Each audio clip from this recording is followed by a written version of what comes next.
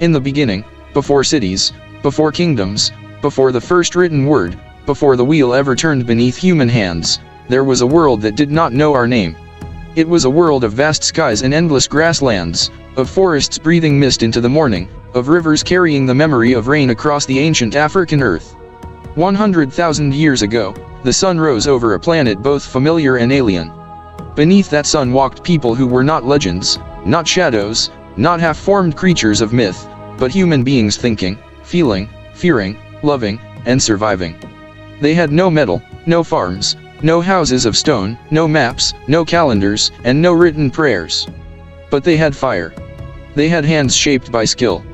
They had eyes that could read the wind, the tracks of animals, the mood of clouds, and the silence before danger. They had families. They had stories spoken beside glowing embers. And every day, from the moment first light touched the horizon to the moment darkness swallowed the land, they faced the oldest question our species has ever known. How do we survive until tomorrow? The morning begins cold. Not the cold of snow-covered streets or winter glass, but the deep, dry chill that settles before dawn across the ancient African landscape. The stars are still bright overhead, scattered like sparks from some enormous unseen fire. Inside the hollow of a rocky shelter, a small group lies close together, wrapped in animal hides, their bodies pressed near the last warmth of the night's embers. A child stirs first. His breath rises in faint mist. He opens his eyes to darkness, to the soft murmur of sleeping adults, to the smell of ash, skin, stone, and smoke. Beside him, his mother sleeps lightly, as all mothers in this world must sleep. One sound from the darkness, one wrong movement beyond the shelter, one crack of a branch, and she will wake with her hand already reaching for a sharpened stone. Outside, the land waits. This is Africa during the Stone Age, roughly 100,000 years before the present, when anatomically modern humans lived in scattered groups across the continent. They moved through a world shaped by shifting climates, changing coastlines, expanding grasslands, forests, wetlands, deserts, and great animal migrations. Their lives were not simple. They were not brutal in the empty way we sometimes imagine. They were complex, intimate, dangerous, intelligent, and deeply connected to the rhythms of the natural world. Every tree could be food, shelter, medicine, or warning. Every footprint in the dust could mean opportunity or death. Every bird call might reveal water nearby. Every silence might mean a predator was watching. At the edge of the shelter, an older man sits awake, staring into the faint glow of the dying fire. His face is lined not by years alone, but by weather, smoke, hunger, grief, and memory. He has seen children born and children lost. He has followed herds across open plains. He has watched lions take the weak, drought empty the riverbeds, and lightning turn the night white. In his hand, he turns a stone tool. Its edge has been carefully flaked, its shape formed by knowledge passed from hand to hand over countless generations. To modern eyes, it may seem crude. But in this world, it is technology. It is survival made visible. Its edge can cut meat from bone, scrape hide, shape wood, open plants, and defend life. It is not simply a rock. It is a human idea sharpened into form. The first light appears as a pale blue line in the east. The group begins to wake. There are perhaps 25 of them, children, mothers, fathers, elders, young hunters, skilled gatherers, and infants carried close to the chest. They are not a tribe in the modern political sense. They are a band, a mobile family network bound by blood, memory, cooperation, and shared need. No one survives alone here for long. The strongest hunter still depends on the person who knows where roots grow after fire has passed through the grass. The mother with a newborn depends on others to bring food. The old woman, whose knees are weak but whose memory is vast, may know which berries poison slowly and which leaves can calm a fever. Knowledge is food. Knowledge is protection. Knowledge is inheritance. A woman rises and walks to the embers. She kneels, leans close, and blows gently. A red glow pulses beneath the ash. Fire has survived the night. This is a small miracle, and everyone knows it. Fire is warmth against cold, light against darkness, smoke against insects, and safety against animals that fear flame. It cooks meat, softens tough plants, and makes food easier to chew and digest. It hardens wooden spear tips. It transforms a cave or open camp into a human place. The woman adds dry grass, then twigs. Smoke curls upward. A flame catches. In that moment, The day truly begins. The children watch. They are always watching. Childhood in this world is not separated from adult life. It is training from the first steps. A child learns by imitation, by correction, by pain, by hunger, and by wonder. He learns that some snakes must be avoided. He learns that the bright fruit near the thorn tree can twist the stomach. He learns that vultures circling far away may mean a carcass. He learns that bees can lead to honey. He learns that a fresh track has sharp edges, while an old track softens in the wind. He learns who can be trusted. He learns the voices of his people. He learns that laughter exists even here, in a world that can kill without warning. As the sun rises, the landscape reveals itself. Acacia trees stand twisted and thorned against the golden light. Beyond them, grasslands stretch toward a distant line of hills. A river moves slowly through the valley, wider in the rainy season, thinner now, its banks marked by the prints of antelope, buffalo, birds, hyenas, and cats. The world is alive with movement. Baboons bark from rocks. Weaver birds flash through the reeds. In the distance, a herd of grazing animals lifts its heads as the wind shifts.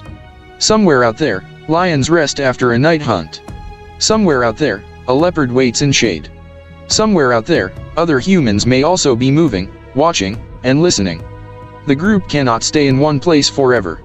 Food runs out. Animals migrate. Water changes. Predators learn patterns. Human survival depends on movement, but movement carries risk. Today, part of the group will search for plant foods, eggs, insects, honey, shellfish if they are near the coast, and small animals. Another group will follow tracks left in the damp earth near the river. They are not guaranteed a hunt. Large animals are dangerous, fast, and powerful. A wounded antelope can kick hard enough to break bone. A buffalo can kill with a turn of its head. A predator can steal the prize before humans ever touch it. Hunting is not heroic sport. It is hunger walking toward danger. Before leaving, the adults prepare. They check stone points, wooden shafts, digging sticks, carrying skins, woven fibers, and simple containers made from natural materials. A young man tests the balance of a spear. He is strong, but strength alone is never enough. He must understand wind direction so animals do not smell him. He must move without snapping dry branches. He must read the behavior of birds and grazing herds. He must know when to throw, when to wait, and when to abandon the attempt. In this world, impatience can starve a family. Pride can bury a brother. The gatherers move first, several women, an older man, 2 adolescents, and children old enough to walk but young enough to be watched closely. They do not wander randomly. Their route follows memory, a patch of tubers near the low ground, a stand of fruiting trees beyond the rocks, a place where ostriches sometimes nest, and a dry slope where edible seeds can be collected. For countless generations, human beings survived not only through the dramatic chase of the hunt, but through steady, skilled gathering. Plant foods were often the dependable heart of daily life. Roots, nuts, berries, fruits, leaves, seeds, bulbs, insects, and small animals made survival possible when hunts failed. And hunts often failed. A woman stops beside a patch of earth that looks empty to an untrained eye. She touches the soil, studies the leaves, then drives a digging stick into the ground. Slowly, she loosens a tuber. It is not much to look at, rough and dusty, but it is calories, and calories are life. A child reaches for it too early. She catches his wrist and shakes her head. Some foods must be peeled. Some must be cooked. Some must be soaked or avoided in certain seasons. The child frowns, then watches as she cuts into the tuber with a stone flake. Teaching happens without written lessons. It happens through gesture, repetition, and the serious patience of those who know that a child who learns today may feed the group tomorrow. Farther away, the hunters crouch near the riverbank. One of them points to tracks pressed into soft mud. Antelope. Several. Moving before dawn. The edges are still clean. The dung is moist. The trail is fresh. The hunters do not speak much now. Their communication becomes small, a hand raised, 2 fingers pointing, a tilt of the head. Sound travels. Animals listen. Humans survived not because they were the fastest or strongest creatures on the plains, but because they could cooperate, plan, imagine, and remember. They could turn a track into a prediction. They could turn a prediction into a strategy. The sun climbs. Heat begins to gather. Insects rise in clouds from the grass. The hunters move slowly through broken shade, keeping the wind in their faces. One carries a spear with a sharpened wooden tip. Another carries stone flakes for butchering. A third, younger and less experienced, watches the others carefully, trying not to breathe too loudly. He wants to prove himself. He also wants to live. They see the herd near midday, grazing beyond a stand of low trees. Antelope nervous, but not yet alarmed. The hunters freeze. Time stretches. A fly lands on one man's cheek and crawls near his eye. He does not move. The plan is not to outrun the herd. That would be impossible. The plan is to isolate, pressure, confuse, and strike at close range, or perhaps to wound and track. Persistence hunting may happen in some environments, but it requires conditions, endurance, and deep knowledge of heat and animal behavior. More often, success depends on patience, ambush, teamwork, and luck. A young antelope drifts slightly from the group. One hunter signals. Another moves wide through the grass. A bird bursts upward, startled. The herd stiffens. For one heartbeat, everything is still. Then the world explodes. The antelope leap. Dust rises. The hunters run. A spear flies and misses. Another strikes but glances off. The herd scatters. The young hunter charges too far, too fast, and nearly stumbles into the open. An older hunter grabs him back by the arm just as the herd wheels past. Hooves thunder. Horns flash. Then silence returns, broken only by heavy breathing and the fading drum of animals escaping into the distance. The hunt has failed. Failure is normal. Failure is part of survival. The hunters do not curse the sky. They study the ground. One spear has blood on its tip, not much, but enough to matter. Somewhere, an animal is wounded. The question is whether the wound is serious. The question is whether they can follow before scavengers do. The question is whether the risk is worth the reward. They begin tracking. Back near the gathering group, the children have found laughter. One boy imitates the stiff walk of a secretary bird. Another child shrieks and runs. For a moment, ancient Africa is not only danger. It is play. It is teasing. It is sunlight on faces. A grandmother smiles with broken teeth as she crushes seeds between stones. The emotional lives of these people are not fossils. We can imagine them through our own humanity, tenderness, jealousy, fear, curiosity, grief, and joy. A mother adjusts the hide sling that holds her baby.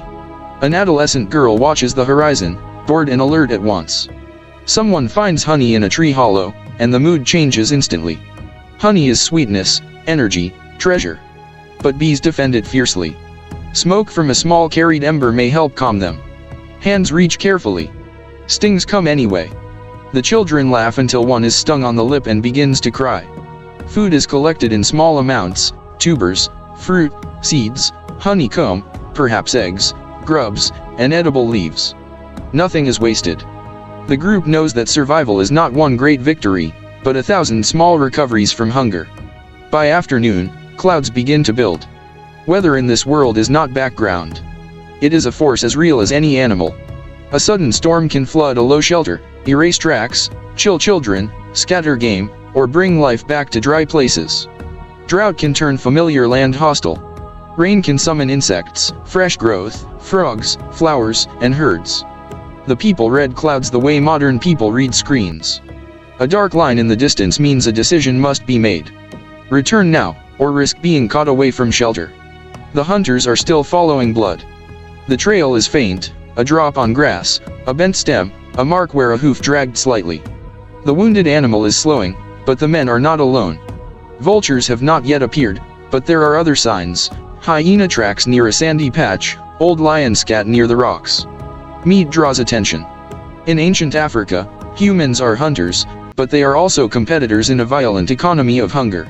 Lions, leopards, hyenas, wild dogs, crocodiles, eagles, snakes, each occupies its own place in the web. Humans are clever, but cleverness does not make them invincible. At last, near a dry ravine, they find the antelope collapsed beneath thorn brush. It is still alive. Its sides heave. Its eyes roll. The hunters approach with caution and finish the kill quickly. There is no ceremony we can know with certainty, no words preserved from this moment, but there may have been feeling, relief, gratitude, excitement, perhaps a kind of respect born from dependence. The animal's death means children will eat. Its hide may cover bodies. Its bones may become tools. Its sinew may bind. Its fat may fuel. In a world without supermarkets, death and life are never far apart. They are joined by necessity. Then comes urgency. A carcass is heavy. Blood has a smell. Predators may already know. The hunters cut quickly with stone tools, opening the hide, removing meat, choosing what can be carried. They work with practiced efficiency. Hands become red. Flies gather. One man looks up again and again. Another listens. The young hunter, still shaken from his earlier mistake, holds a leg steady as an elder slices through tendons. This is how he learns, not from victory alone, but from the seriousness of meat in the open. A low sound comes from beyond the ravine. The men freeze. Hyenas. Not visible yet, but close enough. Their calls travel strangely, rising and falling like laughter from the wrong world. The hunters gather what they can. They cannot take everything. This is another truth of Stone Age life. Humans often shared the landscape with scavengers and predators in a tense exchange. Sometimes they stole from kills. Sometimes others stole from them. Today, the humans have meat, but they must leave before hunger with stronger jaws arrives. The return to camp is fast and tense. The sky darkens. Wind moves through the grass. The young hunter carries a heavy piece of meat over his shoulder, warm against his skin. Blood runs down his back. He is proud now, but afraid too. Behind them, the first hyena appears on a ridge, head low, ears round, patient. Then another. Then another. They do not rush. They know that what is left behind will be theirs. At the shelter, smoke rises into the evening air. The gatherers have returned. The children smell the meat before they see it. Their faces change. Hunger sharpens attention. Adults step forward to help. The meat is divided, not randomly, but through relationships, obligations, status, need, and memory. Sharing is not simple kindness. It is a survival strategy. A hunter who shares today may be fed tomorrow when his own hunt fails. A mother's child lives because others recognize that no one is always lucky. Cooperation is the ancient engine of human endurance. Fire grows stronger. Meat is placed near flame, roasted on sticks, laid on heated stones. The smell fills the shelter. Fat drips and hisses.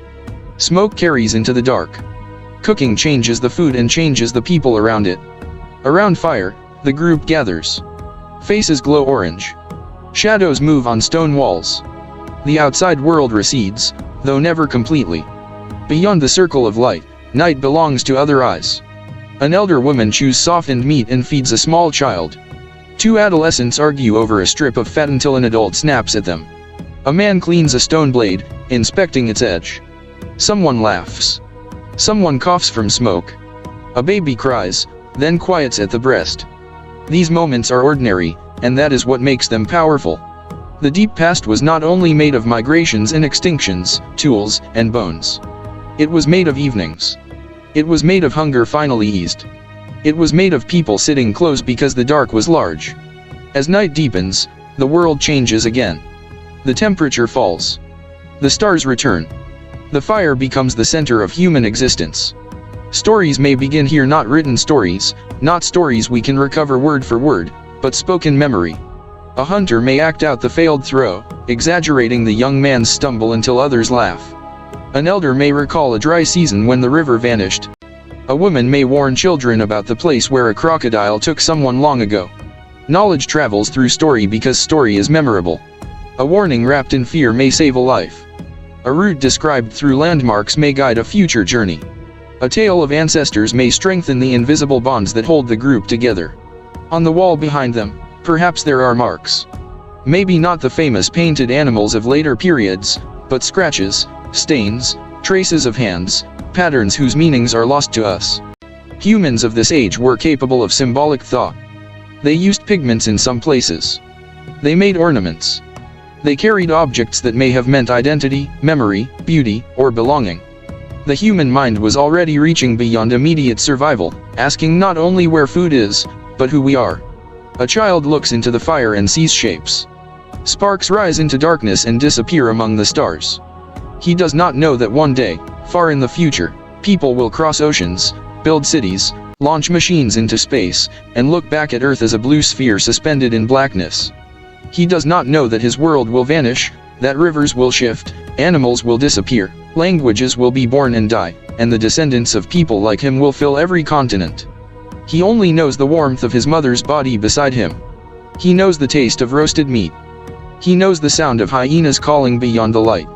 Later, danger comes close. The first warning is not a roar, but silence. The night insects seem to pause. A man near the entrance lifts his head. The fire has burned lower. Shadows have thickened. Outside, something moves among the rocks. A leopard, perhaps. Or a lioness. Or only the wind dragging dry branches. But in this world, only fools assume safety. The adults wake quickly. One adds wood to the fire.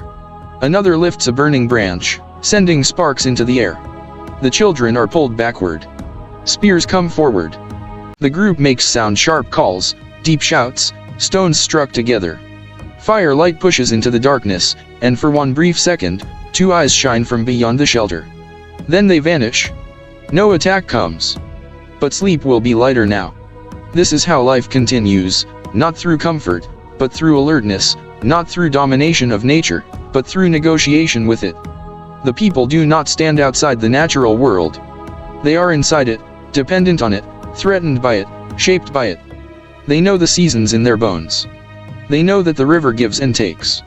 They know that animals are not scenery, but neighbors, rivals, prey, and danger.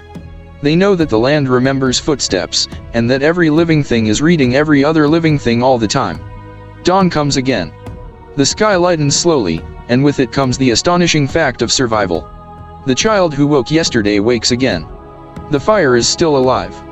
The group is still together. There is meat left from the kill, but not enough to stop the search for food. There never is. The work begins again because life in the Stone Age is not a single adventure. It is repetition under pressure. Find food. Find water. Protect children. Care for the injured. Watch the sky. Watch the animals. Keep fire. Keep moving. Remember, one of the elders has pain in his leg. He walks more slowly now. In a purely ruthless world, he might be left behind. But humans are not only ruthless. Archaeological evidence from different times and places shows that ancient humans sometimes cared for the weak, the injured, and the old. Compassion may be as ancient as hunting. Care itself may be a survival tool. An elder who cannot run may still know where water remains in drought. A grandmother may increase the survival of children by helping gather food and teaching skills.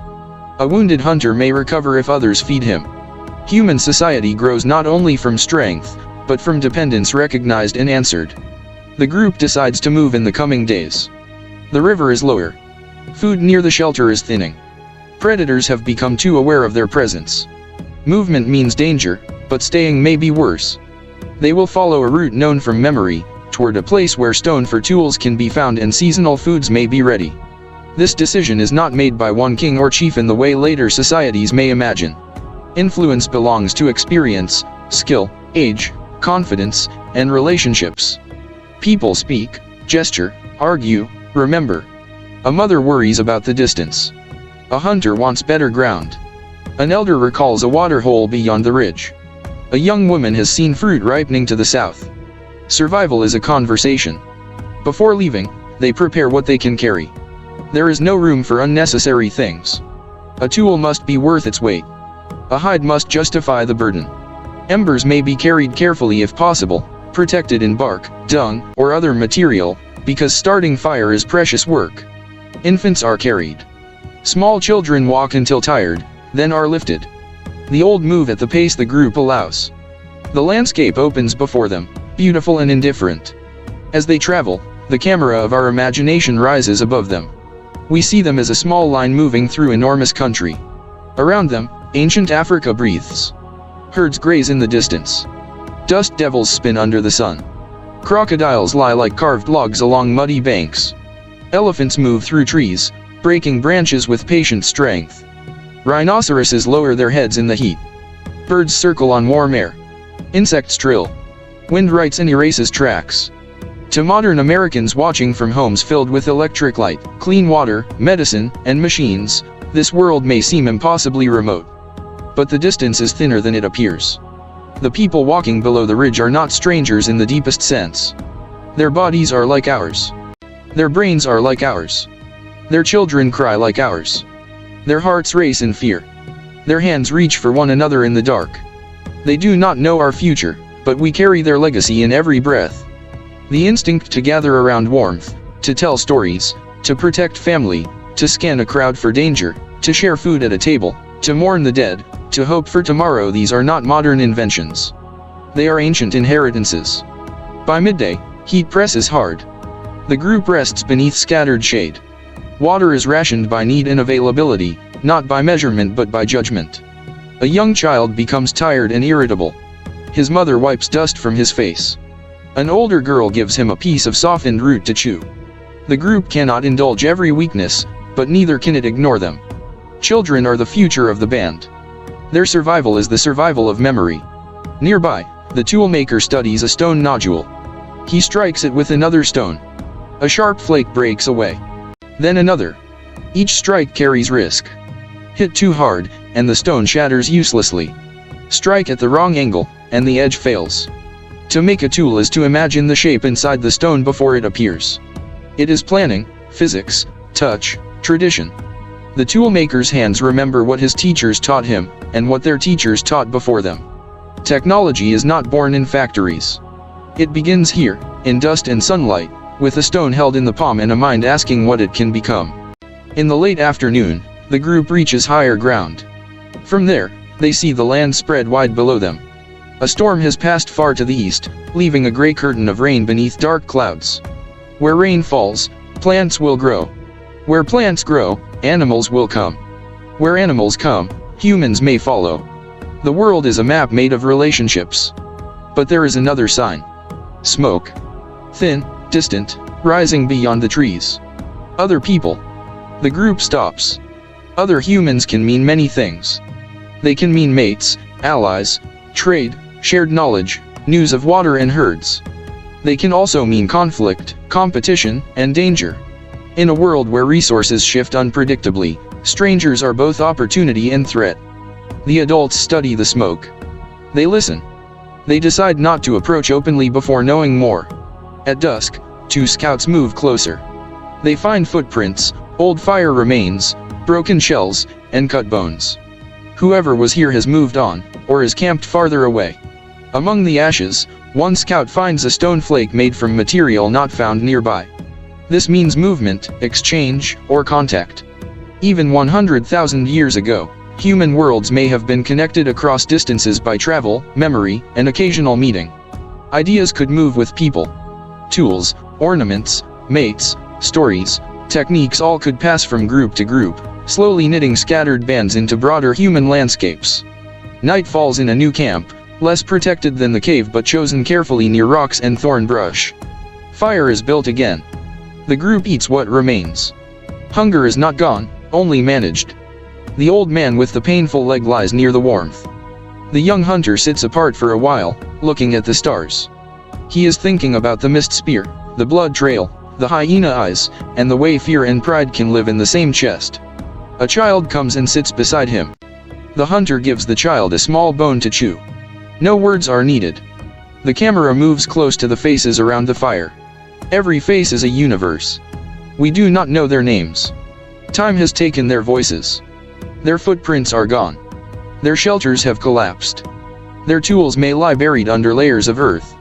Their bones, if preserved at all, are fragments. Yet their lives were full. They woke each morning inside a world of meaning. They loved certain people more than others. They had favorite places, familiar smells, remembered losses, and private fears. They knew hunger not as an idea, but as an ache. They knew beauty not from museums, but from sunrise, rain on dust, the shine of animal eyes, and the first laugh of a child. This is the truth hidden in deep time. History did not begin with writing. Civilization did not invent humanity. Long before monuments, long before agriculture, long before America, Rome, Egypt, or Mesopotamia, people were already human in the ways that matter most. They solved problems. They made tools. They shared food. They raised children. They faced death. They adapted to changing climates. They watched animals and learned from them. They carried fire through darkness. And perhaps, on a night like this, 100,000 years ago, someone looked upward and wondered. Not in the language of science, not with telescopes or equations, but with the ancient astonishment that still lives in us. What are those lights? Where do the dead go? Why does rain come? Why do we dream? The answers they gave are lost, but the questions remain. They are among the oldest possessions of the human mind. The fire burns lower. Around it, the band sleeps. Beyond the camp, predators move through the dark. The river continues its slow path through the valley. The stars wheel overhead exactly as they do now, though no one yet calls them by the names we know. The world is dangerous, but it is also home. Morning will come, and with it hunger, heat, decisions, tracks, risks, and work. Someone will find fruit. Someone will cut a hand on stone. Someone will laugh. Someone will remember the path to water. Someone will carry a child. Someone will watch the horizon and sense rain. Someone will keep the fire alive.